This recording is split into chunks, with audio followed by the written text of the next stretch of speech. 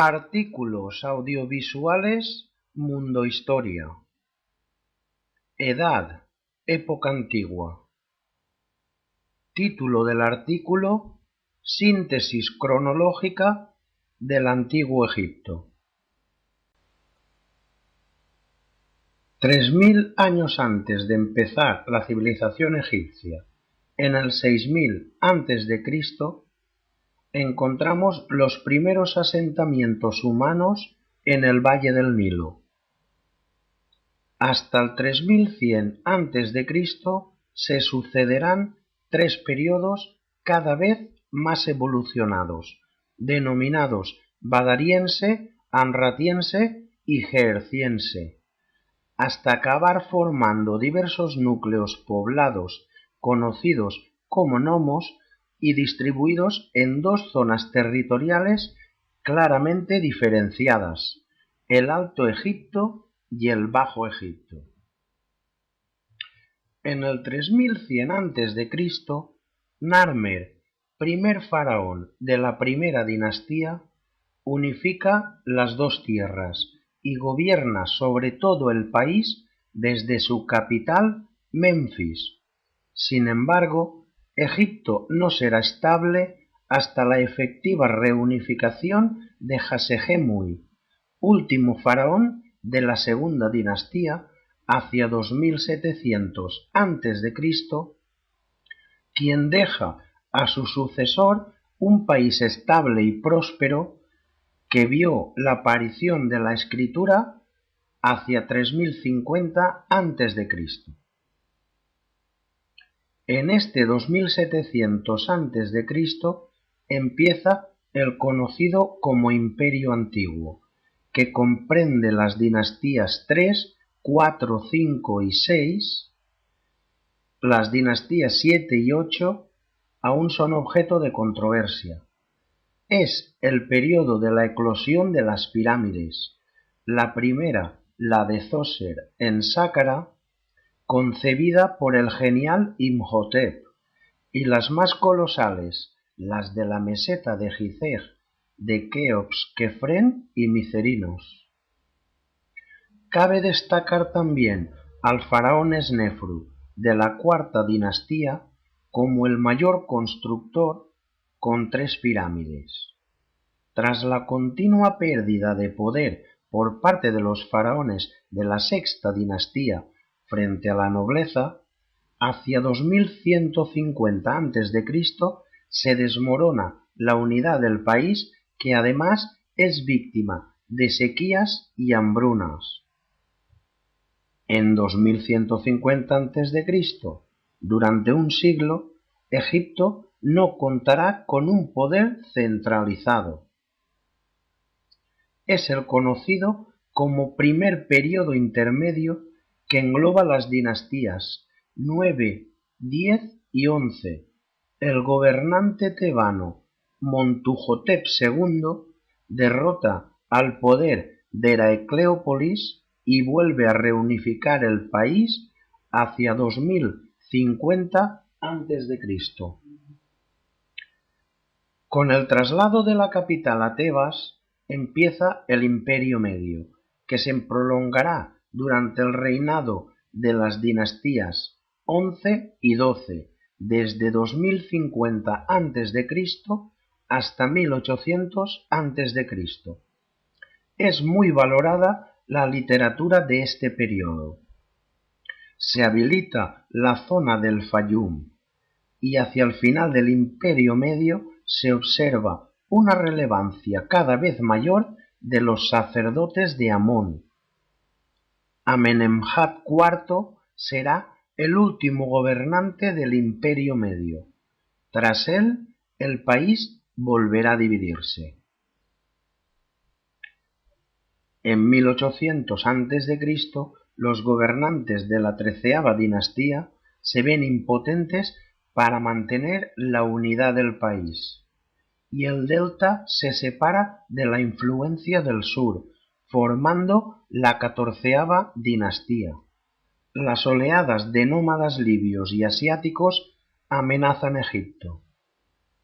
Los hicsos se hacen con el poder al norte fundando las dinastías XV y XVI con capital en Avaris. Es la primera ocasión que Egipto es gobernado por extranjeros. Seqenenra, Kamose en la dinastía 17 y Ahmose, iniciador de la dinastía 18, lograrán derrotarlos, volviendo a unificar el país hacia 1550 a.C.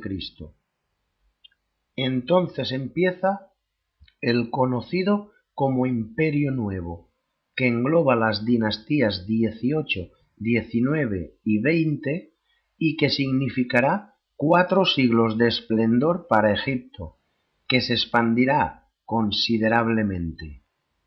Tebas es el centro del poder, con los sacerdotes de Amón aumentando también el suyo propio, tan solo alterado brevemente por la herejía de Akenatón en Amarna. Es un periodo de batallas épicas para Egipto, como la de Megido, de Tutmosis III, la de Cádiz con Ramsés II o la del delta del Nilo contra los temibles pueblos del mar de Ramsés III. A la muerte de Ramsés XI, la nueva división del país es evidente.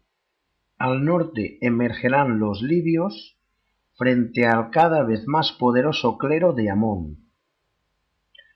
En 1050 a.C., Egipto entra en el denominado como tercer período intermedio.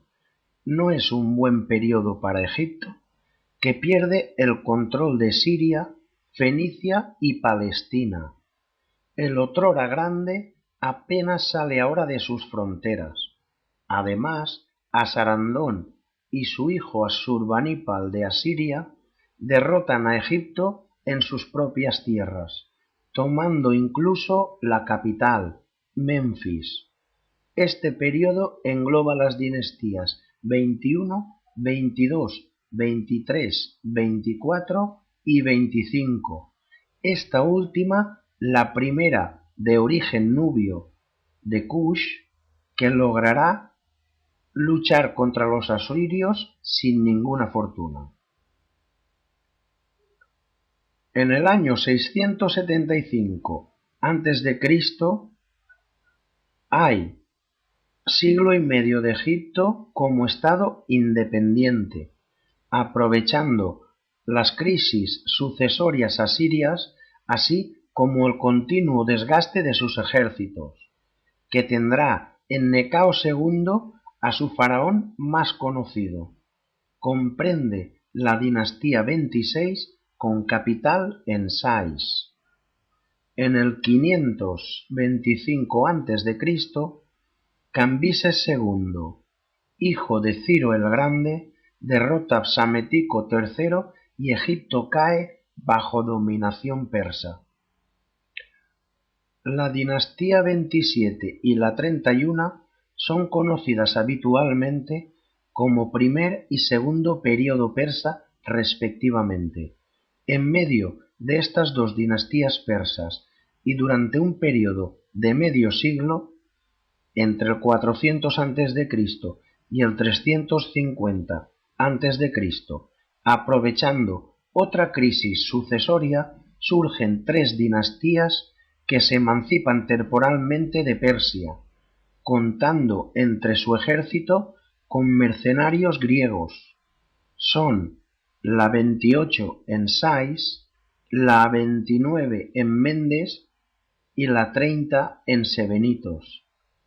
Artajerjes III de Persia derrota definitivamente a Nectanebo II y Egipto vuelve a manos persas, aunque por muy poco tiempo, ya que Alejandro Magno derrota a Persia y conquista Egipto tan solo una década después. El año 332 a.C. es el inicio del conocido como período helenístico.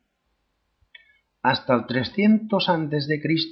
gobernará la dinastía macedónica, Alejandro Magno, su hermano Filipo III y su hijo Alejandro IV.